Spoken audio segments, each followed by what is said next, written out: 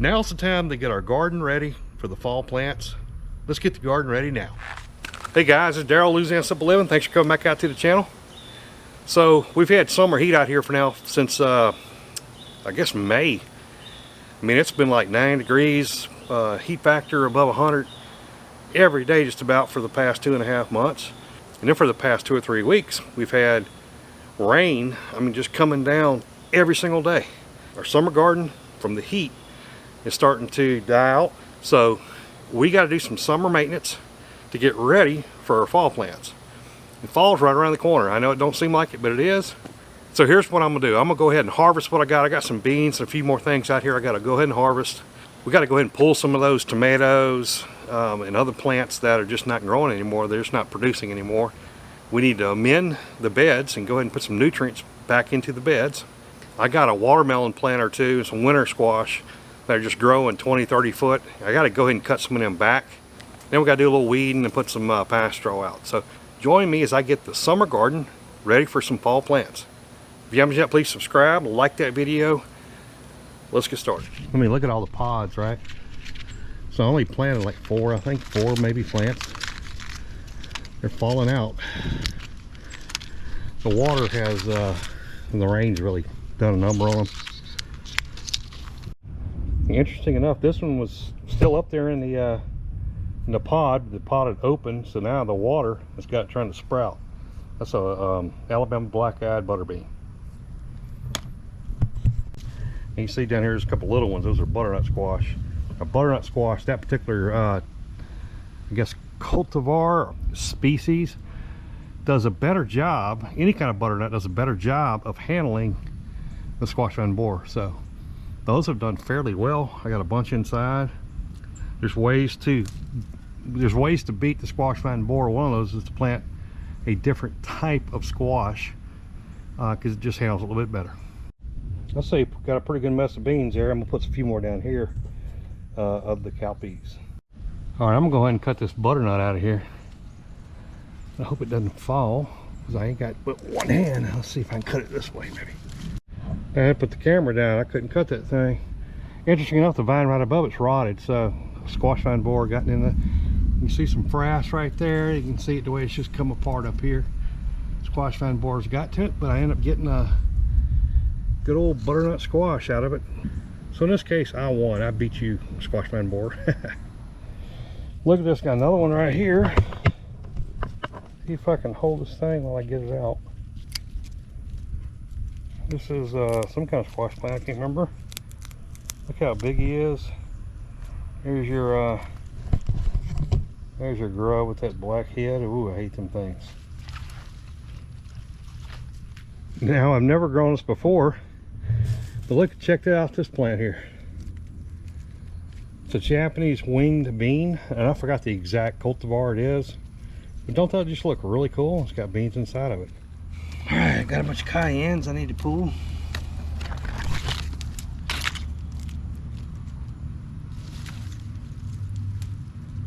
I think I'm gonna ferment me some more. Make some fermented Louisiana hot sauce. Now look how pretty they are. They're called the little, thin, red cayenne.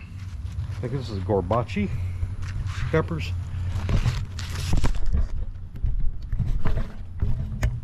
Some of these are on the ground over here. Now they're not completely ripe, but man, they're gonna be good anyhow. As they ripen, they kind of change color to red. I'll go ahead and pull them while I'm pulling some other ones. I'm over here on the back side. Like that's where I like to set up. That's a cattle panel there. That's the other cattle panel here. I got some beans here. But what I've noticed, I didn't even realize, man, look at this. Didn't even realize it. So it's always to find a nice little surprise. All right, just for the time being, I moved him up here. That's a Dickinson pumpkin right here. I got 4 or 5 of them already. Interesting story about the Dickinson pumpkin. That is actually the kind that they use, and I think it's Iowa or somewhere. The pumpkin company, who was it, Libby, who cans all the pumpkin for like pumpkin pie and all that. They use a Dickinson pumpkin right here. I hope I got the name on these right, but it's Bueno Mulata, I think, something like that. I don't care what it's called. I don't care what it's called. It's a very, very productive pepper. Not super, super hot.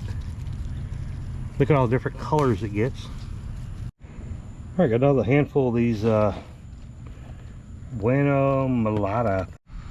Now my celery plant, you know, it ain't looking great, but I'm gonna go ahead and bring me in a couple stalks here. Just some mini stalks. I ain't gonna bring a whole bunch in, but I'm gonna need to cook something tonight. Look at that. I'm gonna tell you what. Oh man, it smells so good. Ain't nothing like fresh celery. I mean, I'm serious. You've never had fresh celery? Whew, you don't know what you're missing. I'm pulling that little corn that was over there. Got about one stalk. Got about one. This is blue mini popcorn. All right, got some, I think these are Michael's cowpeas. Look like they probably maybe rotted a little bit. We'll see.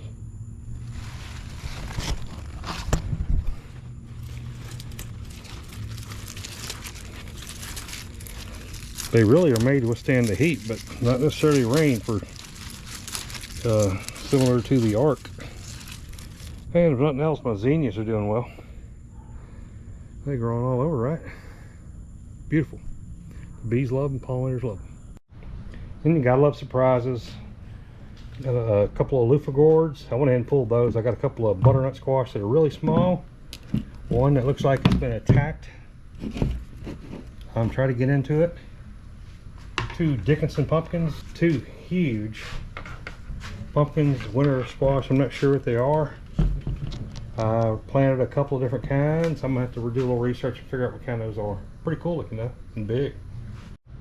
Hey, and on the harvest side, you can't complain too much. Got some different, it's probably banana peppers. Got some Gardino, I think, peppers. Got some little red cayenne. I think these are lipstick. I called them something else earlier. Those are lipstick peppers, really good. Bueno Mulata, something like that. I'm going to check that out.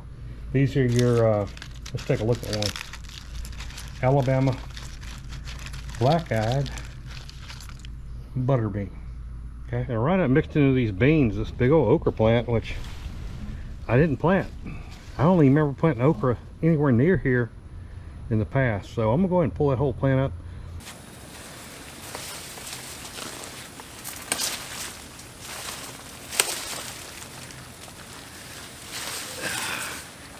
Part of the okra. Got beans and everything else mixed in with it.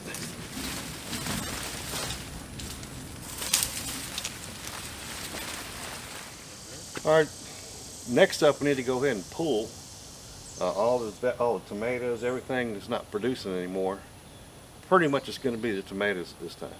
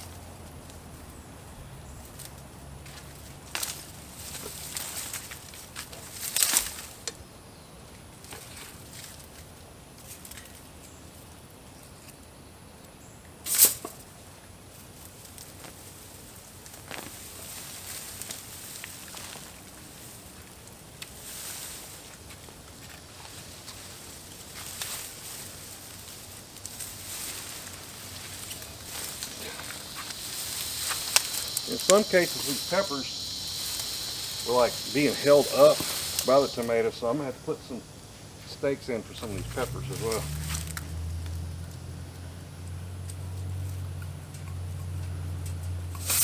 All right, well, you get the point. I'm gonna go ahead and go around and get all these tomatoes out. All right, somehow this loofah gourd came up and it's growing all over. I'm gonna have to get it out too. That's what's next. I'm trying to walk through this one little area. I'll go through here a whole bunch. Look at this, I got a darn loofah gourd.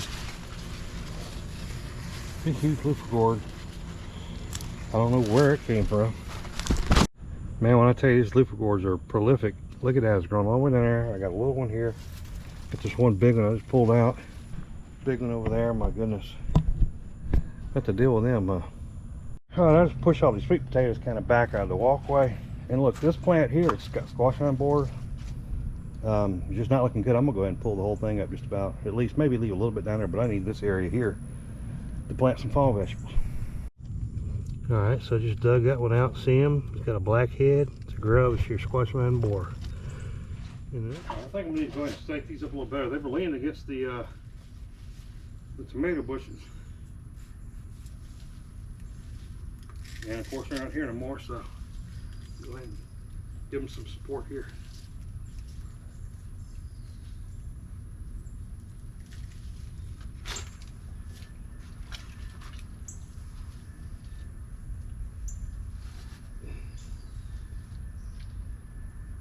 What I'm using, it's just some Velcro. It's made for this purpose. Works really well. You don't have to get too tight. You get a roll of it and then you use it forever. All right, I got a bunch more to do to go and put some supports up. Let me do that and we'll get back in just a minute. All right, I pretty much finished pulling all the plants, and I've put some stakes down for all the peppers.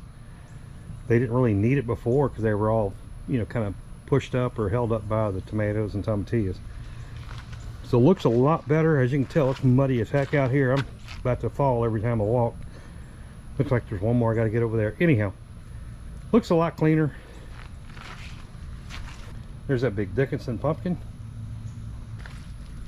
Need to come and put a few of these up here. In this area, man, I just totally cleared it out. That watermelon ain't gonna do anything. Sweet potatoes over here, they're looking good. That's kind of the rest just cleaned up. Next up, I got to amend the soil. All right, guys, time to amend the soil. Got some cow manure, got some chicken manure, composted, of course. I've got some professional raised bed garden mix that comes from LSU Ag Center, so kind of trust that. Let's go ahead and add it in.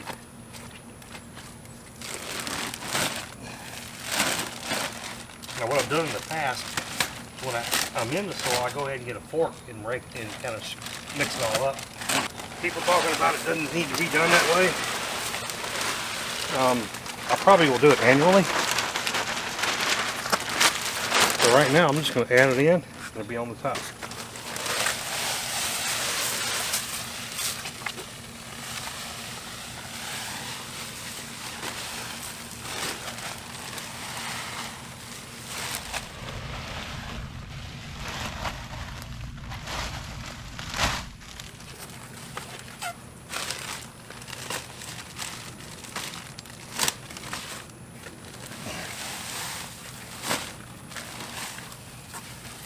Now once I let this soil mix, the compost, manure and all that, let it sit in, I'll wait about a week. Come next weekend, it's time to go ahead and sow some seed, right? All right, I got this section out by the fence. It's all amended, ready to go. Give it a week, let that fertilizer kind of sit in. I don't want it to burn anything too quick. A couple more areas I got to go ahead and amend. Let me go do that. And a little bit of chicken manure to here.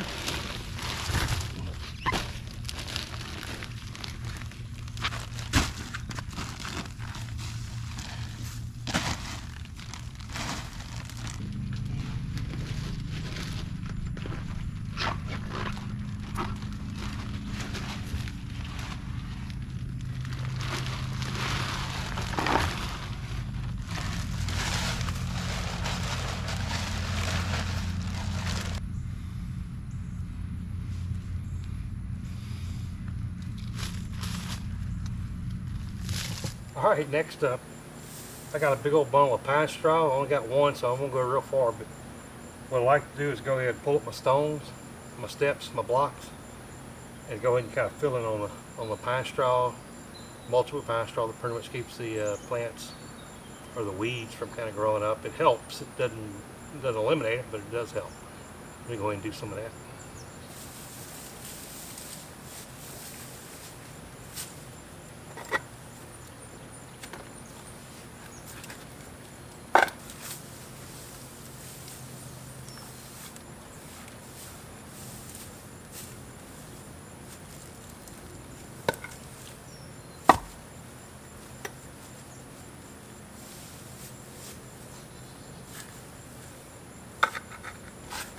Alright, well I got a little bit done right here. Let me go ahead and finish up and I'll show you afterwards.